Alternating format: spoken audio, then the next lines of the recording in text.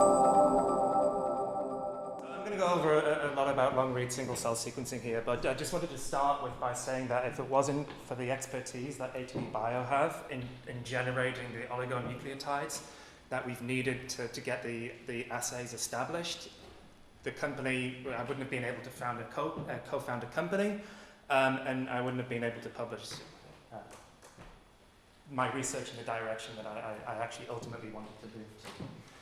So I work at the musculoskeletal department within Oxford, which is just at the top of the hill at the Botnar Research Centre, and I'm very lucky to be funded through the MRC and Bone Cancer Research Trust, as well as a few other pharma partners, to work on bone cancers primarily. And this is chordomas, this is even multiple myeloma, which is technically not a bone cancer, but it's within the bone, so I classify it as. But the problem is when you're understanding disease, you can't really understand some of the biological mechanisms unless you start to look at the healthy system. And so on the other side, I've been very lucky to be part of the Human Cell Atlas project, funded by 2 major grants from the Chan Zuckerberg Initiative, to start profiling single-cell atlases of the musculoskeletal tissues. So this is a huge international effort to try and identify every single cell type in the human body.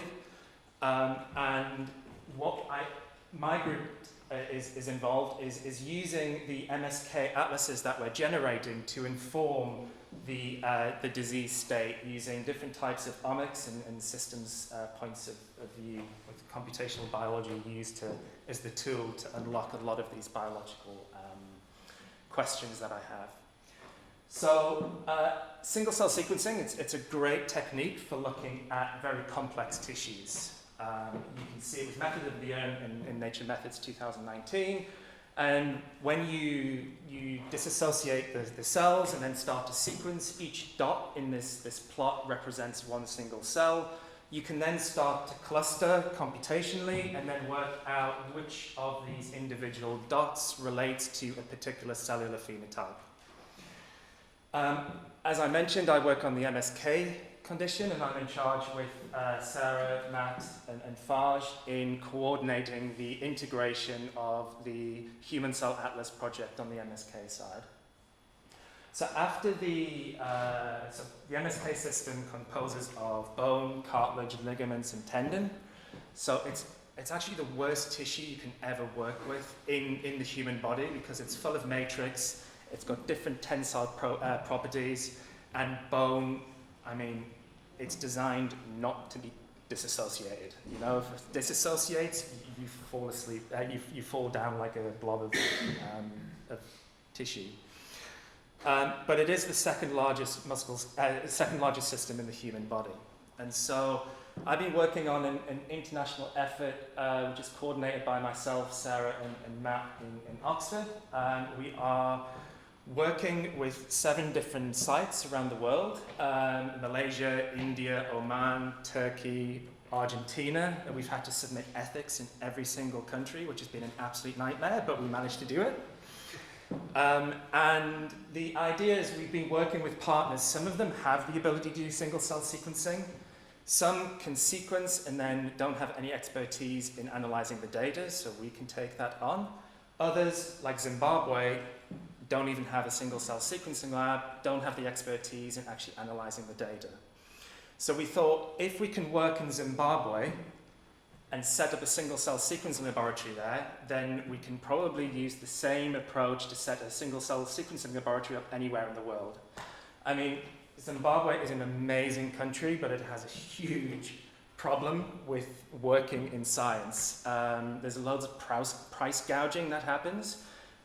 So there's one distributor in science who's based in Dubai, and usually any company that is supplying African countries in Dubai means they're ripping them off.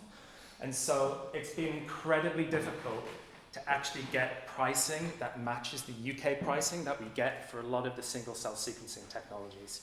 So they were charging 4 times the price of what we pay in Oxford. And for the, just for a single run, it's usually around about £1,500. They're charging 4 times the price of that in Africa. So we had to actually fight with both the distributors to actually get pricing parity, and that was the hardest bit, was setting the lab up. What I thought would be the hardest bit was actually the easiest bit, and that was when I went to Zimbabwe for a month to give a computational training. They have some exceptional students there who are amazing, and they've now got the expertise to both sequence and also analyze the data, and then they send the process data back to Oxford, and then we integrate that across all the different international sites. So to build an atlas, it's actually been incredibly challenging. As I mentioned, the tissues are awful. I hadn't ever worked on tendons before, and I went to the lab, and that was what they showed me. And I was like, oh my God, this is like, you know, the worst piece of gristle that you get in like Aldi meat ever. It's just got no cells in it. Sorry, you people who shop in Aldi.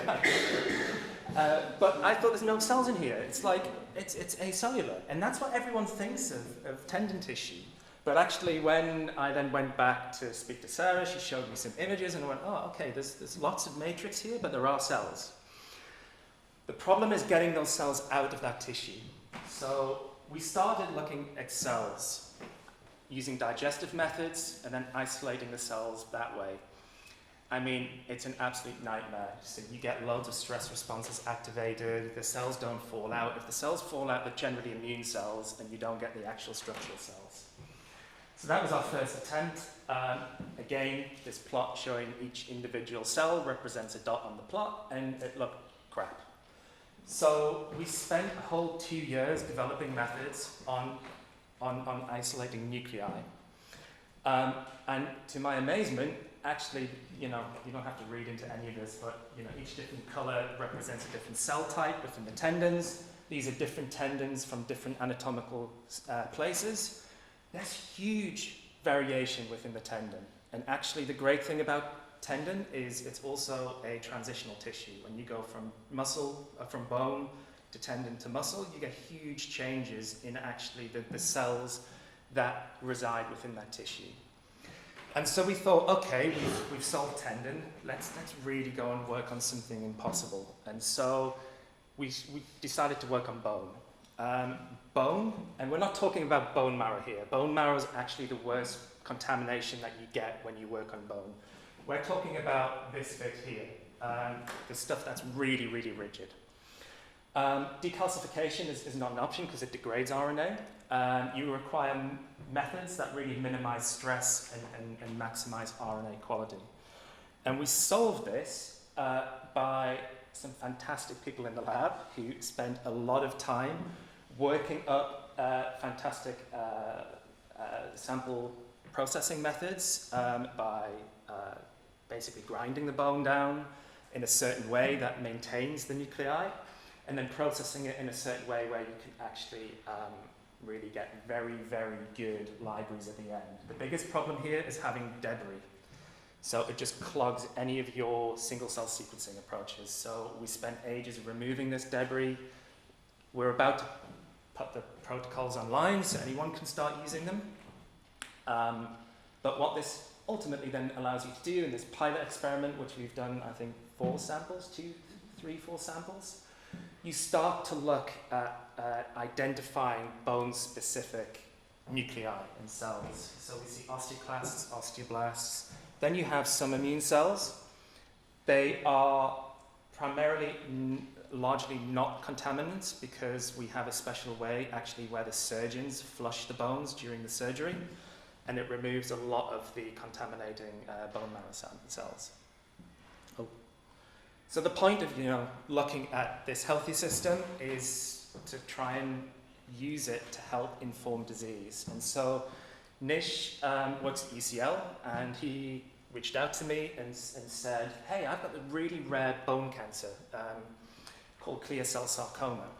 Can we try and identify the cell of origin using your healthy maps versus our generating single cell sequencing together? But the idea was to try and identify the cell of origin and then hopefully learn something more about the biology of this particular sarcoma.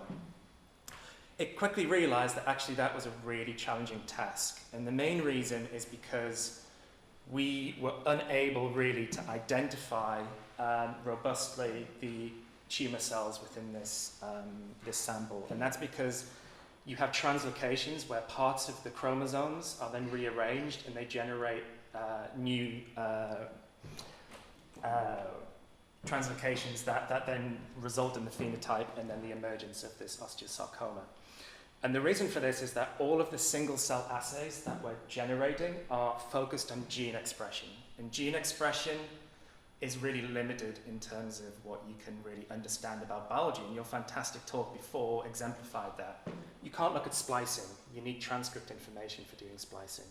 And actually to do translocations, you also need full-length sequences as well, not just the way we typically sequence, which is using Illumina, where you take small fragments and either tile them across the gene, or in single-cell sequencing, you basically just look at the 5' and 3' ends of the transcript.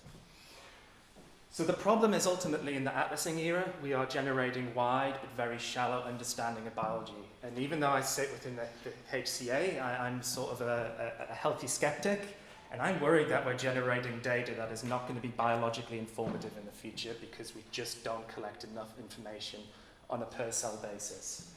And the main reason for this is because there's been a push in technology to really sequence more and more cells at the expense of sequencing full-length mRNAs. We knew more about, on a per-cell level, from when the first single-cell method was developed to now when we use droplet-based methods, which I'm going to talk about now. So, you know, as I mentioned, most of the reference data sets are generated using short-read single-cell sequencing. Primarily, most of it is from a company called 10x Genomics. And fundamentally, the way this technology works is you have oligonucleotide beads, which have a PCR handle. They have a barcode, which is generated by split and pool. You have a UMI sequence, which is a unique molecular identifier, which is just a random sequence which is actually unique to every single molecule on that bead. Your barcode, because it's made up with split and pool, is the same for every single oligo on the bead, and you've got millions of oligos on here. And then you have a poly-A site, and that is going to capture your mRNA poly-A tail. So what you do is you reverse transcribe that captured mRNA, you PCR amplify using a PCR and another PCR handle that you can add to the other end of the mRNA, and then you Illumina sequence. Your read one sequences the barcode and the UMI, so then you can computationally later on link that barcode and that mRNA captured back to the correct cell. And this UMI is used for removing PCR duplication errors. Read two sequences the ends of the mRNA because you have to do fragmentation of this. And depending upon which chemistry you use, you either capture the 5' or the 3' end. So what does that give you ultimately once you've sequenced and analyzed the data? I like to think of everything in terms of a data stack. And the data stack that you can get is you can get limited mutational calling, copy number variation, and gene expression on a per cell basis. And you can generate a data stack like this with cells along here and then genes or positions along the other side. But really, the short read methods are really limiting. What I want to understand is splicing or learn more about coding mutations, and you don't get that within this short read method. So the solution, or one of the solutions, is to use longer reads. So as I mentioned, isoform resolution is hard with short reads. Translocations are impossible to detect. We've tried to use 10x and you can't do it.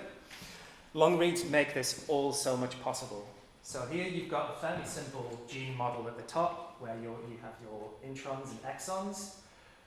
If you short read sequence this, and this is a bulk representation, basically to work out splicing, you've only got the reads that map the exon boundaries to be able to pinpoint and understand which read maps to which transcript. But if you long read sequence, you go end to end and you've got the full length mRNA there. It's very computationally easy to just map that back to the transcriptome. And there are two different methods or two different sequencing platforms primarily which you can use for long read sequencing. That's the Oxford Nanopore, based in the Oxford Park here, Science Park, and PacBio. And here's just a typical Illumina. So when you compare what is the advantage of long reads versus short, well, basically you've got more information that is linked from one end of the transcript to the other. So you can, effectively map your transcripts better using long read. But there are problems. Illumina is much higher throughput and lower cost, and there are huge numbers of standardized workflows. That's just not really the case for the long-read platforms. They have lower throughput but higher cost, and the analysis workflows aren't standardized, but they're in development ultimately. But for me, the technology benefits of using long-read outweigh those negatives. And so we've been using this to look at, this is multiple myeloma, where we're looking at one particular region. At the top here we have, so this translocation, T414. We can use this Illumina focused genomic amplification panel, and we can see that we have the translocation is here. You can detect it very nicely. You can detect that using the long-read DNA sequencing and the long-read RNA sequencing, but ultimately you can't detect that using short-read. You're just not able to use the bulk, and this is at the bulk level, long-read sequencing. So even at the bulk level, you can see that long-read sequencing is a very powerful technique, and we've been using this extensively in clinical trials within multiple myeloma. But what are the advantages of applying it to single-cell sequencing? Well, I talked about this data stack before, but using the same approach of making a library, which is reverse transcription followed by PCR, there's no fragmentation. So you stick it on the sequencer, you sequence end to end, and you now get full-length mutational calling. You get copy number variation like you did before, and you get gene expression like you did before. But now you get the transcript expression. You also get the translocations, and then you can start in the same assay then working out what the TCRs and the BCRs are.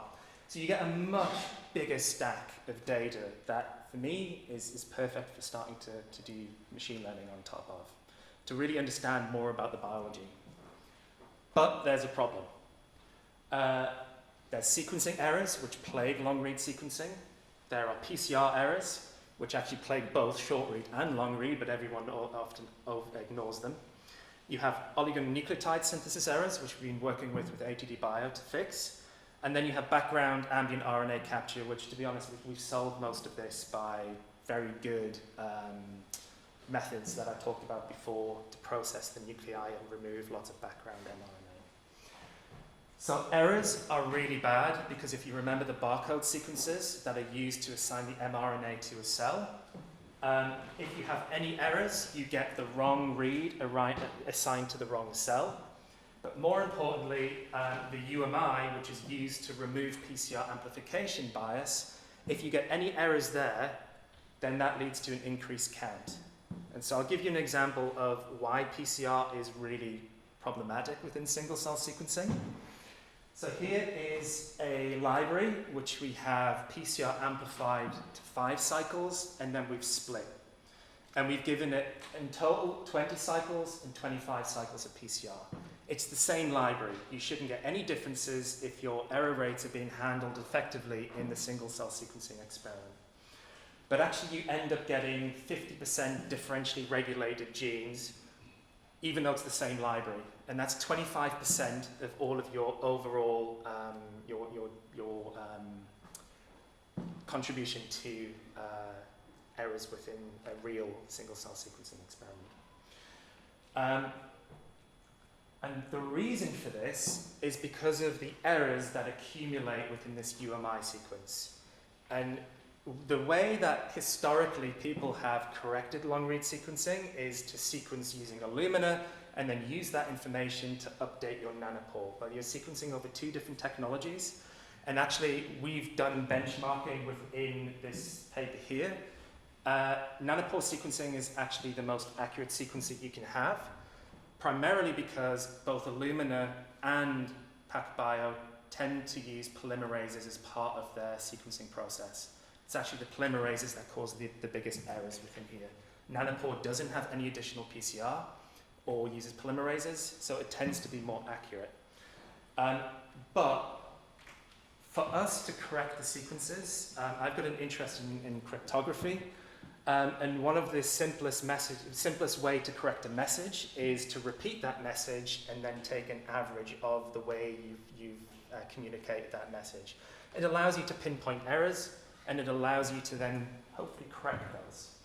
And so we take a similar approach. Rather than building up our oligos using single bases of A, T, G, C, we actually build up the blocks using homodimer blocks. And so we actually don't know the original barcode UMI sequence, we only know the sequence read. But when you then look for the base complementarity, you can go AA, that's not got an error, AT, there's an error here. So you can use something called step combinatoric mathematics to then correct these errors. And we can actually increase the accuracy of the single cell sequencing up to 98%.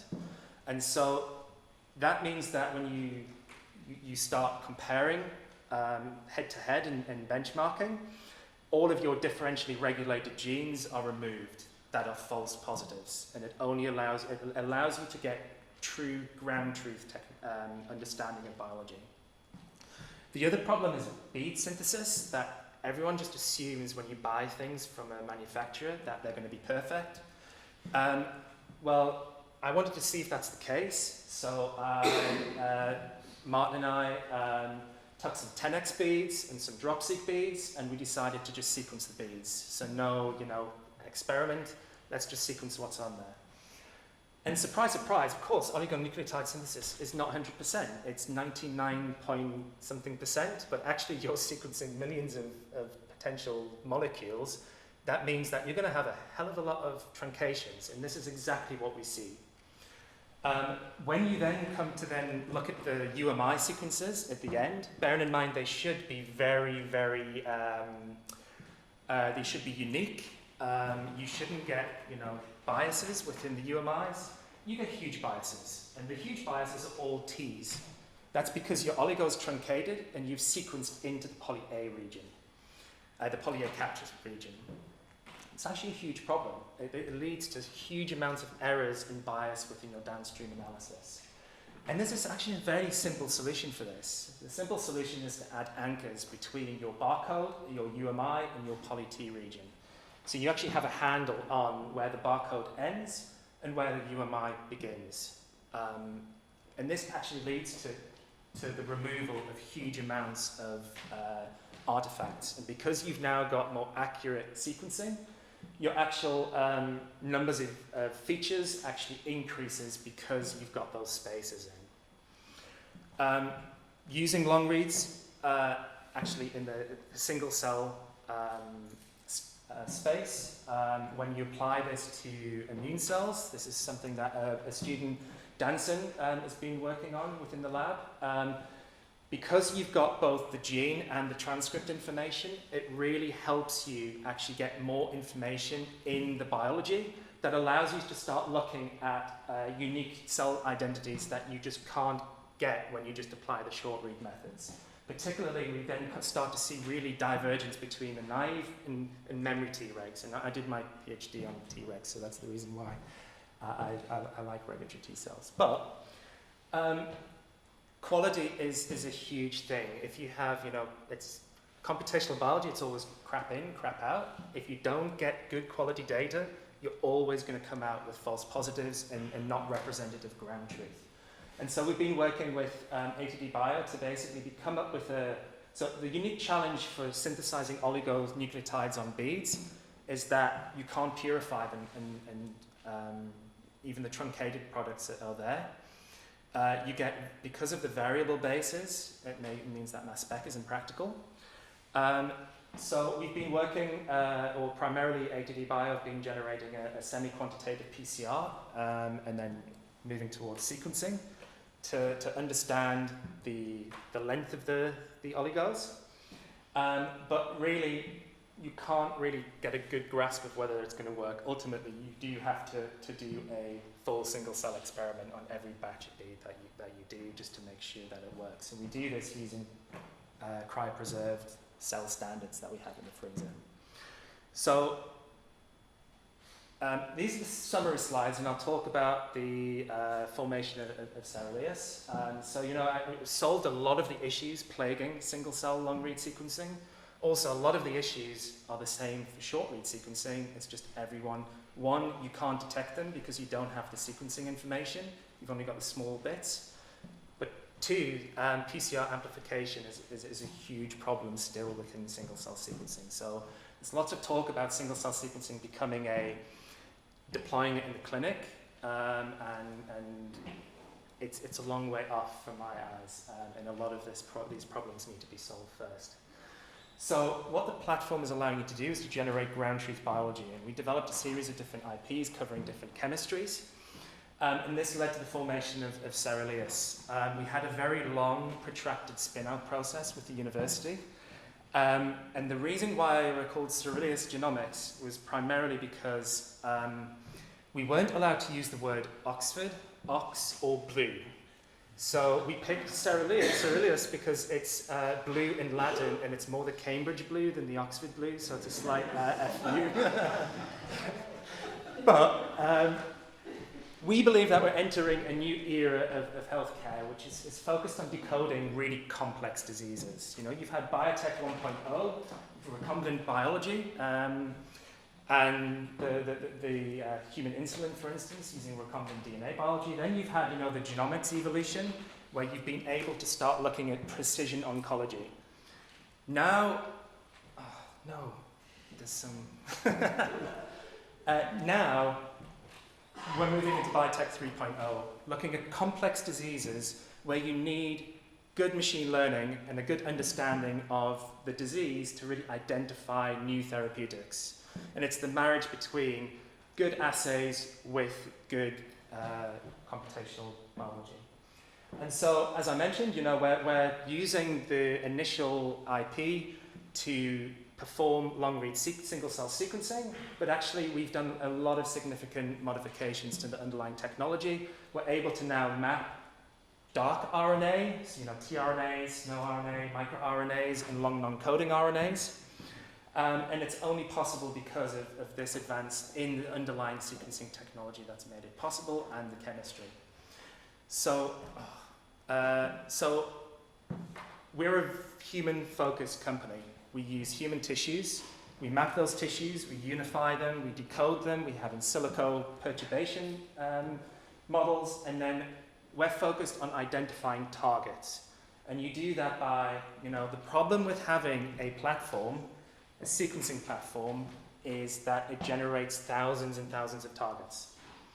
So you need a way of actually constraining that into your top targets. And there's always the problem of how do you validate a platform. So our platform can be applied anywhere. That's also a positive, but it's also a negative, because then you go from, having a very defined, oh yes, right, we've got to go in DMD because, our molecule only fit for that disease.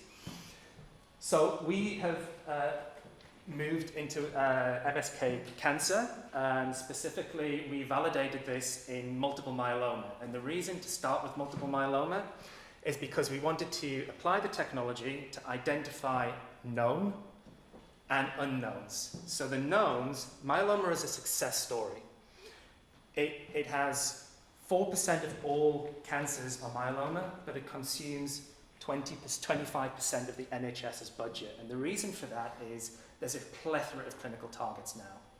And so we run the machine learning and the assays on myeloma samples, and then we identify how many of those targets can we rediscover and prioritize.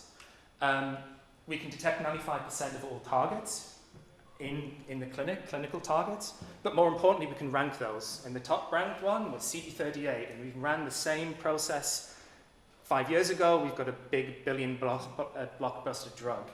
But what it does is it validates the biology. And so, moving into other cancers, you can then be more confident that in the unknowns, you can be more confident with them. So we see ourselves as owning the full-length dark RNA, which is very different to a number of different companies, from RNA discovery companies to foundation models, which are becoming huge within in RNA biology, as well as differentiating between the traditional single cell and which are focused on gene expression. And I'm going to stop there, and I'm going to thank everyone in the group, in the academic group, everyone in the company. We're a very small team. We're hopefully closing around soon, so we're going to expand. And all the patients who donated tissues, as well as, oh, I just realized Danson's not on there.